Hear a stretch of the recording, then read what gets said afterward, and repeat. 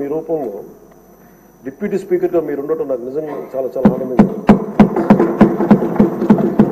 ఇక్కడ మొన్న ఆ రోజు మీరు కూడా ఉన్నారు. మనం సభ ప్రారంభమైనప్పుడు దాదాపు ఇక్కడ సభ్యులందరూ కూడా దాదాపు 80% సభ్యులు మన అచ్చెన్నాయుడు గారి దగ్గర నుంచి, మీ దగ్గర నుంచి, చంద్రబాబు నాయుడు గారి దగ్గర నుంచి అందరూ కూడా ఏదో ఒక రకంగా క్షోభ అనుభవించిన వాళ్ళు, బాధలు అనుభవించిన వాళ్ళు, సోషల్ మీడియా అబ్యూస్ని భరించలే. నాట్ 100% అందరూ ఏదో ఒక విధంగా సోషల్ మీడియా అబ్యూస్ అయితే జరిగింది.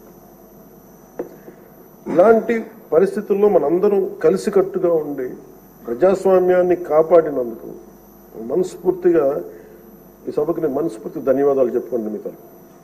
ఇది భవిష్యత్తులో మీరు ఈ పదవిని అలంకరించారు. మీరు మీకు ఆవేదన ఉంది, మీ కోపం ఉంది. రచ్చబండ కార్యక్రమం ద్వారా మీరు కూడా మాట్లాడాల్సిన అవసరం లేదు. యాక్చువల్లీ మీరు కూడా అలాంటి, మీ దగ్గర మాటకి చాలా బలమైన పదును ఉంటుంది, మీ మాటకి హాస్యం ఉంటుంది, గుడ్ సెన్స్ ఆఫ్ హ్యూమర్ ఉంటుంది మీ దగ్గర. కానీ రచ్చబండ అనే ఒకటి కార్యక్రమం మీరు ప్రారంభించాలి అంటే ఎంత విసిగిపోతే మీరు ప్రారంభిస్తారు, ఎంత నిస్సహాయత ఉంటే ప్రారంభిస్తారు. నేను చాలాసార్లు అనుకుని ఇంత అడ్డగోలుగా క్రిమినలైజేషన్ ఆఫ్ పాలిటిక్స్ జరిగితే ఎవరు రారాలు అనుకునేవాడిని. నేను ఎప్పుడు ఒకటే నమ్మాను, సైంటిఫిక్ మన Newton's third law, for every action there is an equal and opposite reaction అని. అలాగే కర్మ ఎవరిని వదలదని. మిమ్మల్ని ఎవరైతే మీకు అడుగు పెట్టనివ్వం, మీ నియోజకవర్గంలో మిమ్మల్ని అడుగు పెట్టనివ్వం, మిమ్మల్ని అడుగు పెట్టనివ్వం అని చెప్పి ఛాలెంజ్ చేసిన వాళ్ళు ఈరోజు అడుగు పెట్టలేకపోయారు. కర్మ అంత బలంగా ఉంటుంది. 56,777 ఓట్లతోటి దాదాపు 59.80% ఓటుతోటి గెలిచి మీరు ఎమ్మెల్యేకి వచ్చారు గుండి నియోజకవర్గం.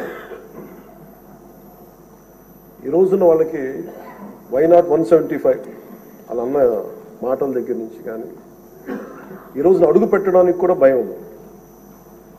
మిమ్మల్ని ఎదుర్కోవాలంటే భయం.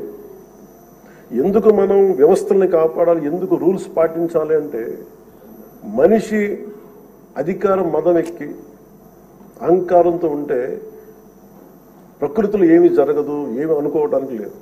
దానికి నిదర్శనమే సభ, దానికి నిదర్శనమే మిమ్మల్ని ఎంత హింసించి మీరు డిప్యూటీ స్పీకర్గా 14 ఏళ్ళు సుదీర్ఘమైన అనుభవం ఉండి ఒక నవ నిర్మాణాన్ని సైబరాబాద్ లాంటి ఒక కొత్త నిర్మాణాన్ని, సిటీని నిర్మించిన ఒక అనుభవజ్ఞులు ఆయన ఇబ్బందులు పాలు చేసి జైల్లో పెట్టి నలిపి, నాకు చాలా భయం ఉండింది. మిమ్మల్ని అరెస్ట్ చేసినప్పుడు మీరు ఎట్లా వస్తారో బయటకు, అంత భయం ఎలా ఉండిందో.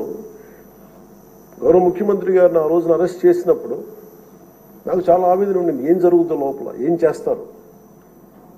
ఒక ఎంపీగా మిమ్మల్ని ఇలా చేయగలిగినప్పుడు ఆయన్ని కూర్చోబెట్టి రాష్ట్రంలో ఏమేం చేస్తారన్నది నిజంగా ఆవేదనది ఆ రోజు తగులుకు నాకు అనిపించింది. ఈ రోజున అందరం బయటకు వచ్చి నిలబడ్డాం. దేనికి? ఇది ఒక చంద్రబాబు గారి కోసం, మీకోసం కదా. ప్రజాస్వామ్యాన్ని నిలబెట్టాలని. ప్రజాస్వామ్యం it should be eternal vigilance.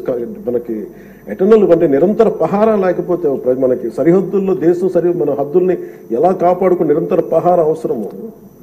ప్రజాస్వామ్యాన్ని కాపాడుకోవడానికి నిరంతర పహారా అవసరం. అందుకని మేమందరం eternal vigilance is essential for democracy. మేమందరం బయటకు వచ్చి ప్రజాస్వామ్యాన్ని కాపాడుకోవడానికి మనందరం పడ్డ తపన ఈ రోజున ఈ సభ నిలువెత్తు నిదర్శనం.